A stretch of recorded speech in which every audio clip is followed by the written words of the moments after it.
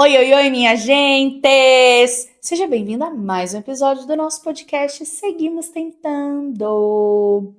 Pois muito bem, vamos para um episódio que eu vou falar de um assunto que eu gastaria.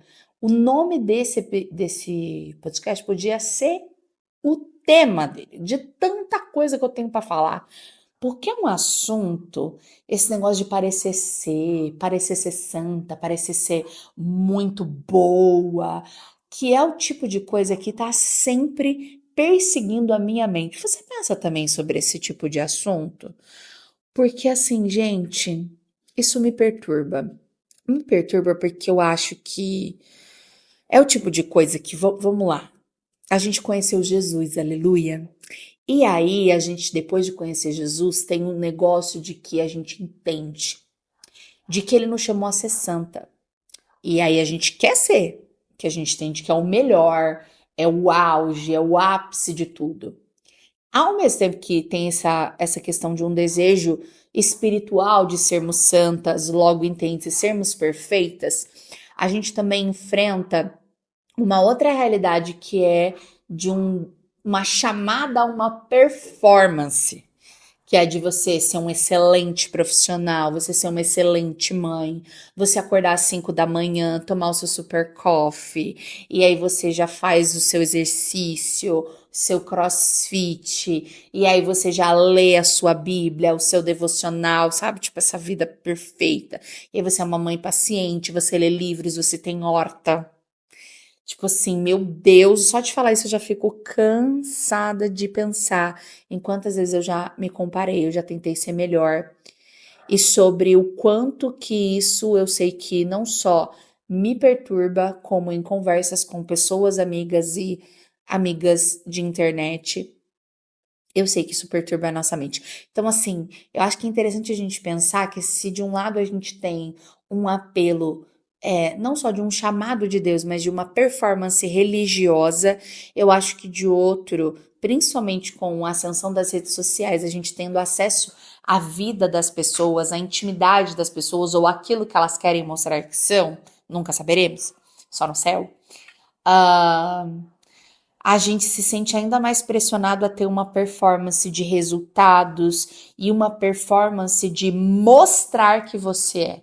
Aí eu acho que já entra um pouco com esse parecer ser e o ser de fato. Ou a forma como a gente canaliza esse desejo de sermos santas ou de sermos pessoas melhores. E aí eu queria contar um caos para vocês, já o que aconteceu comigo que me perturbou suavemente. Eu faço fisioterapia pélvica, que é fisio na pepexis, mas não só na pepexis, mas que envolve ali todo o assoalho pélvico e tudo mais. Quando eu comecei a fazer o tratamento, acho que em junho, eu tava com muita queixa também em relação a escape de xixi e tudo mais. Misturou um pouco do sobrepeso com também um parto atrás do outro e uma gestação logo após a outra, né? Meus filhos têm 11 meses de diferença. Enfim, aí quando eu cheguei para fazer a consulta, eu chego como anônima, né? A não ser que, engraçadamente, aquela pessoa me conheça.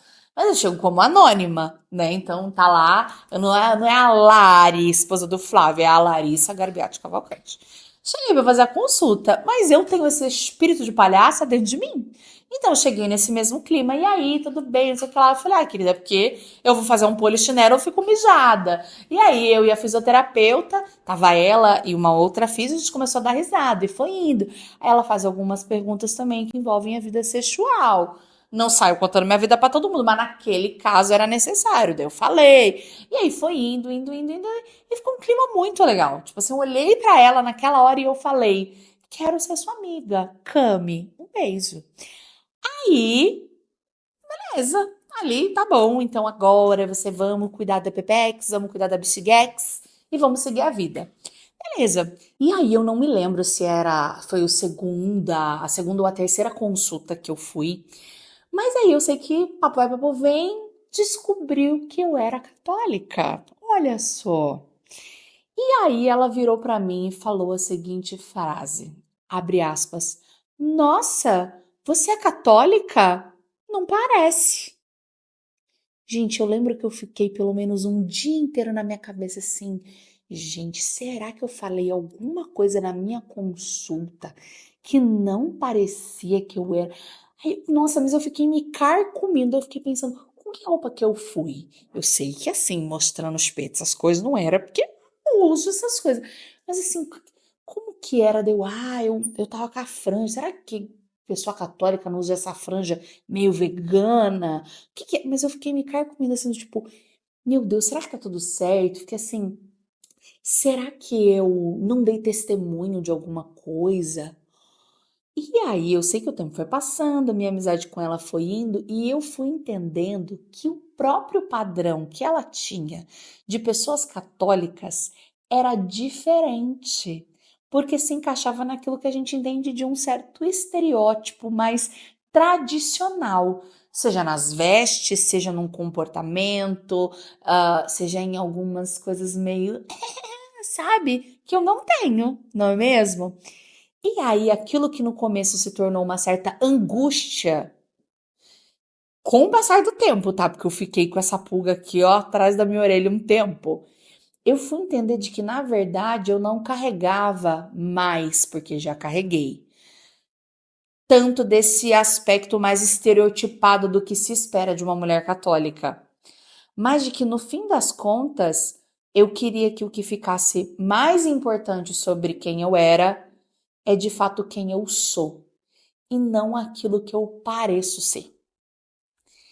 E enfim, isso me faz pensar, gente, sobre o quanto que a gente tem que cuidar para ver se a gente não está desempenhando muito mais esforços em parecer, tanto para os outros quanto para si mesmo, que a gente é boa, que a gente é santa, que nós somos mães excelentes, para isso aliviar o próprio peso de ser, ou se no fim das contas a gente está sendo mesmo. Se a gente não está gastando mais esforços em fingir que é algo, em performar algo, ou se a gente está sendo. E eu simplesmente sou, e é isso. Porque, inclusive, eu já quero dizer uma reflexão nova que eu tenho, porque eu tô sempre meio que de alguma forma falando que eu não sou muito devota desse estereótipo católico, né? Mas o que eu comecei a perceber a partir do momento que eu deixei o ranço de lado? De que existem algumas pessoas que elas só são melancólicas, doces, românticas e usam flores. E elas seriam isso se elas fossem católicas ou não. Agora, se você me ver meio, ai, tudo bem, ai, Jesus, ai, Santa Terezinha, eu estou performando. Porque eu não sou assim. Agora, se eu sou santa nas pequenas coisas, se eu vivo um escondimento no Senhor, se eu vivo essa vida espiritual, talvez não seja algo que ninguém nunca vá saber. Mas se eu tenho uma alma Terezinha ou não, eu espero que Deus o saiba, porque aí eu tô sendo. Eu não tô parecendo ser uma florzinha do Jardim de Jesus. Você tá me entendendo? Porque eu sinto que às vezes as próprias mulheres que talvez sejam assim, em dado momento diante da sociedade que fala sobre a mulher ter que ser empoderada e forte, e ai, eu sou imparável, você sinta que você tenha que criar uma casca e deixar de ser uma mulher mais frágil, mais delicada. Você tá entendendo quanto tudo é problemático? Tudo que vai envolver o parecer ser e não seja, na verdade, uma revelação do que você traz de dentro é problemático.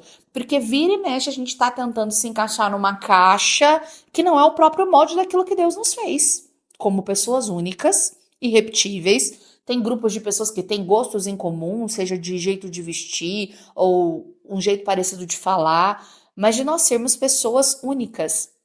E eu tava pensando, quando eu pensava nesse episódio, sobre o quanto que nós vivemos na era das aparências, sobre o quanto que as redes sociais, sobretudo o Instagram, vem aí para deixar a gente ainda mais maluca, mas que na verdade, esse negócio de aparência não é uma coisa que começou com as redes sociais. Eu não sei se você já viveu assim, mas se na sua família sempre tem a tia rica, não tem? Aquela pessoa que ela é rica e tem os pobres, que quer mostrar pra tia rica que tem e às vezes não tem. E quantas vezes na nossa família, infelizmente, às vezes a gente viu os nossos próprios pais se endividando para fazer uma festa de aniversário só para mostrar pro irmão e pra irmã de que ele era bem de vida. Sendo que, na verdade, ele estava gastando horrores de um dinheiro que não tinha. Então ele não era rico, ele queria parecer ser rico.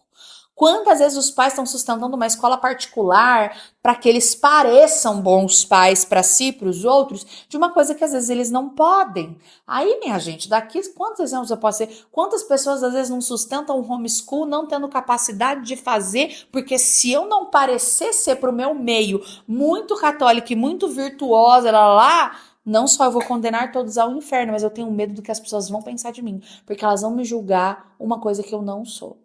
Quantas pessoas eu já aconselhei que estavam saindo de determinada bolha, religiosa ou não, mas sobretudo falando do nosso meio religioso, e elas tinham medo do julgamento das outras pessoas. Elas não tinham medo de se sentir mal com aquelas escolhas que não as representavam, não tinham medo do olhar de Deus, tinham medo do olhar do outro. A minha pergunta é: será que está valendo a pena viver debaixo da escravidão do olhar do outro? Eu já sei que não. Esse negócio aí eu já rompi, e quando eu vejo que eu tô querendo botar esse negócio no meu pescoço, eu já falo, não, não, não, não, não, aqui não, diabão. Não é mais uma opção pra mim. E agora eu pergunto pra você, aquilo que você é realmente o que você é? Ou é essa tentativa de pra si mesmo, de novo, às vezes é pra si, né? E pro outro, você tá sempre performando. Quem que você é de verdade? O que que você gosta? Como que você se identifica? E esse processo, assim, de alguma forma você ir se desvencilhando disso, não é um caminho fácil. Falando daquilo que eu vejo que a gente desde sempre quis aparentar para os outros, essa questão principalmente do dinheiro, de ai como os meus filhos são educados, essa coisa que eu vejo que permeia as nossas gerações, que no fim das contas é só ser humano sendo ser humano, né? Não deixa de ser orgulho, de ser vaidade, né? Mas eu acho que com as redes sociais piorou. Porque a gente acaba tendo um acesso à vida dos outros que antigamente a gente não tinha. Antigamente a gente não sabia como era o quarto de um monte de gente. Como que era a casa, o que, que as pessoas comiam, que horas elas levantavam.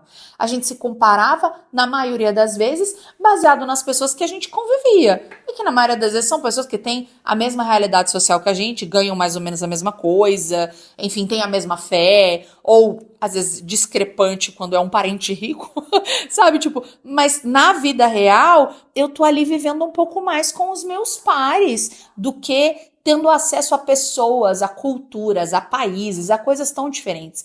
Então acaba que, como a gente tem esses recortes da vida das pessoas, daquilo que elas escolhem mostrar, e que muitas vezes a gente pode ver que não está cercado de vulnerabilidade, não está cercado das falhas, mas está muito mais cercado nas aparências, no que tem de melhor e na performance, inclusive para vender produtos, nos iludindo de que a gente também vai conseguir ser aquilo. Ficou mais difícil a gente aceitar a nossa própria vulnerabilidade para, inclusive, a gente se ater às nossas misérias para a gente tentar melhorar. Porque se eu me atenho muito a aparentar, não sobra muito tempo e energia para eu gastar no meu ser. Não sobra muito tempo e energia em realmente eu me aplicar uma vida santa. E em realmente olhar quais são as minhas lacunas, inclusive eu descobrir qual é o melhor caminho para mim. Qual é a escolha que a Larissa faz? O que funciona para mim? E não o que fulano disse, o que fulano. A gente fica tão perturbado que a gente fica com dificuldade até mesmo de entender quais são as nossas verdadeiras insatisfações. Ou se a gente está ficando cada vez mais perturbado porque a gente está trazendo perturbações, insatisfações vindo do outro pra gente. E a gente acha que a gente nunca tá bom. Mas não é que a gente não tá bom. Talvez a gente tenha coisa para melhorar. Mas será que a raiz das nossas insatisfações não estão mais em demandas externas do que numa real necessidade de mudar tanta coisa assim? Você já parou para pensar nisso? Eu acho que quando a gente conversa sobre esse tipo de assunto, e como eu disse, é uma coisa que eu tô sempre conversando com o Flávio, com amigos e etc., isso acaba nos ajudando muito. A gente tá sempre repensando o assunto. A gente está sempre na internet, a gente está sempre convivendo com as pessoas, a gente já tem que lidar com as nossas questões, senão a gente só vai adquirindo essas coisas na nossa cabeça, a gente vai se perturbando, a gente vai se preocupando com um monte de coisa que as pessoas têm, inclusive como estilo de vida pessoal, aqui falando sobre a questão da religião, achando que é Deus quem nos impõe isso. Aí, gente, isso aqui é um negócio que me deixa doido. Isso que, nossa, eu já começo a ficar nervosa, socorro Deus, porque eu acho que isso é uma grande loucura. Eu escolho crer que as pessoas que têm um estilo de vida X, elas reproduzem isso na internet porque elas realmente acham que aquilo é o melhor. E talvez seja o melhor para elas, e eu não tô aqui para julgar isso. Mas não é porque é o melhor para elas seja o melhor para você. Mas como elas acreditam muito que aquilo é o melhor para elas, elas acham que se você copiar e colar o estilo de vida delas, vai dar certo na sua vida. Talvez não dê, porque você é outra pessoa, casada com outra pessoa, que vive a sua vida, que deveria ser digna de fazer suas próprias escolhas junto com o seu par, ou sozinha, ou com Deus, seu diretor espiritual, talvez, um bom conselheiro, né? Mas enfim, eu acho que rola muito aquele negócio que é do fermento dos fariseus, né? Tem lá as leis que já é para ser seguida, que já não é fácil, né, minhas irmãs, viver o evangelho, os princípios de Jesus. Mas aí, fora isso, né, os fariseus tinham, acho que se eu não me engano, eram 613 leis, até sobre o jeito que você tinha que lavar o copo. Pelo amor de Deus, gente. Isso aí, ó, é probleminha na cabeça. Tem que tomar remedinho, não tem que ir por esse caminho, não. Pelo amor de Deus. Então eu vejo o quanto que se a gente não cuidar, a gente está pegando aquilo que as pessoas estão falando e querendo copiar na nossa vida e só acumulando problema na nossa cabeça. Então a gente precisa aprender cada vez mais a ter um olhar crítico. O que essa pessoa fala que cabe para minha vida e o que ela fala que não cabe? Antigamente eu partia do ranço. Ah, não quero, já excluí, já não quero saber. Hoje em dia, muitas vezes você tem um olhar e pensar o que ela fala que converge com a minha vida, as minhas escolhas, a minha realidade. E o que ela tá falando que não tem a ver. E eu vou dizer mais, às vezes tudo que a gente precisa é ó, silenciar as vozes exteriores e olhar pra gente. É entender as nossas próprias demandas, é entender as nossas próprias realidades. Eu sei que um lugar muito espinhudo nesse lugar também é toda a temática sobre a maternidade, né? O quanto que é óbvio, a gente tem essas crianças e a gente quer dar o melhor para elas, né? Mas o que é o melhor? O que é o possível, gente? A gente vai ficando tudo perturbada, porque tem a criação Montessori, tem o Waldorf, aí tem que dar comida, eu falo comida vegetal, comida saudável, aí não pode dar chupeta, e aqui eu não tô falando, não tô trazendo juízo sobre nenhuma dessas coisas, tá? Mas é tipo assim, ó, é um monte de não pode, um monte que pode, aí às vezes você não pode, porque não dá pra poder tudo, né? Porque tu também é uma pessoa. E aí tu tem as tuas demandas, aí tu tem outras crianças, aí você tem mais ou menos dinheiro, mais ou menos capacidade mental ou de virtude para lidar com algumas situações. E aí você vai ficando com aquele monte de perturbação na cabeça, pelo amor de Deus.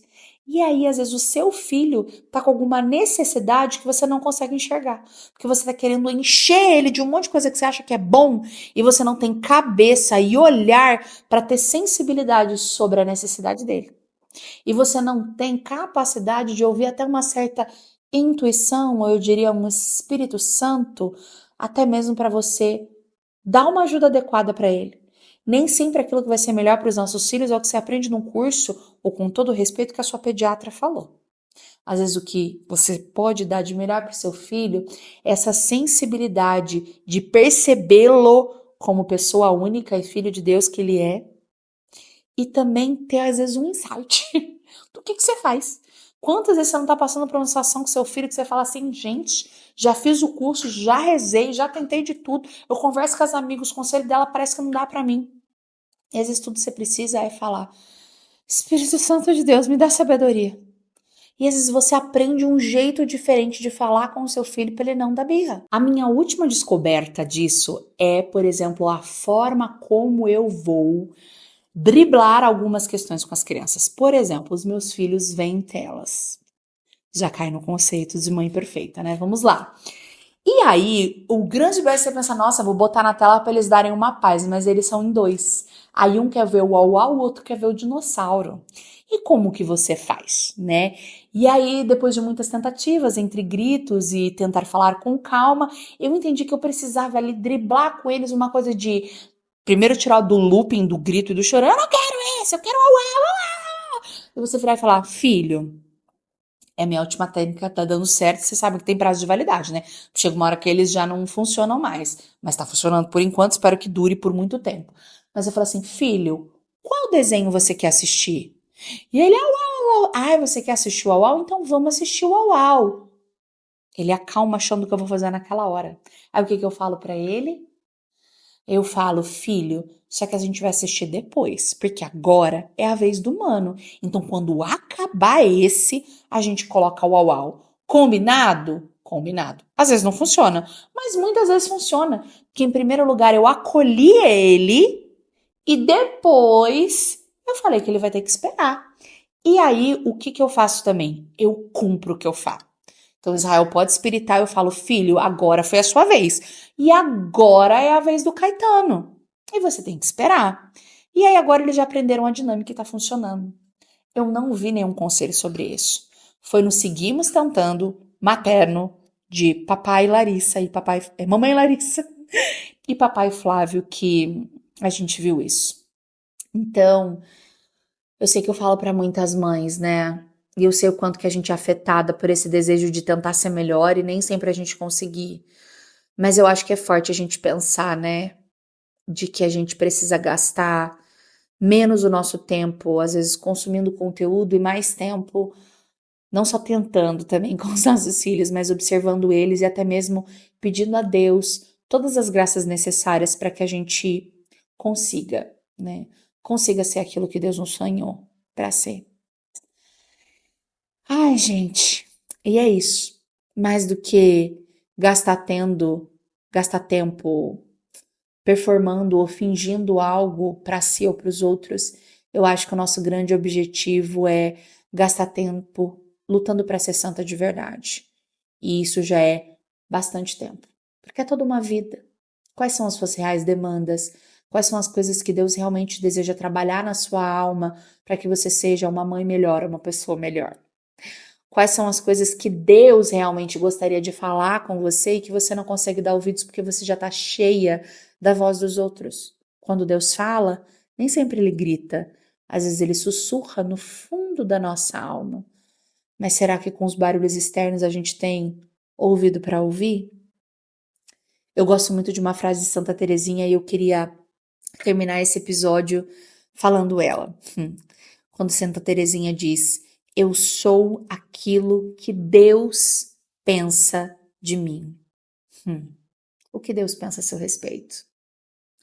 Talvez ele não pense só que você é uma pessoa linda e maravilhosa, mas ele te olha com esse olhar misericordioso e é diante dos olhares dele que nós deveríamos nos ater a conquistar elogios e bons olhares, olhares amorosos e misericordiosos sobre nós.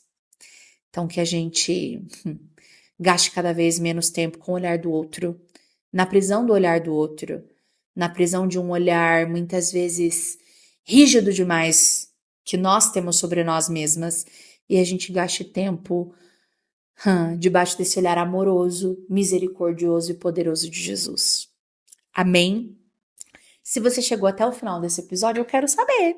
Quero saber se você chegou até o final e se ele fez sentido para você. Se você chegou até o final, vamos combinar o nosso emoji de hoje? Pesquisa aí aquele símbolozinho que eu pesquisei, de um espelho, para você ter essa menção aí de, eu vou olhar e eu sou aquilo que Deus pensa de mim. Amém? Ou você pode escrever, eu sou aquilo que Deus pensa de mim. Ou você pode falar, nossa, Lara, esse episódio fez muito sentido para mim. Se você estiver no YouTube, se você gostou, você pode dar um joinha. Você pode ir lá no Spotify avaliar com 5 estrelinhas esse podcast. E é claro que você pode compartilhar ele também com outras pessoas. Amém? Por aqui, seguimos tentando. E por aí. Até mais. Tchau, tchau.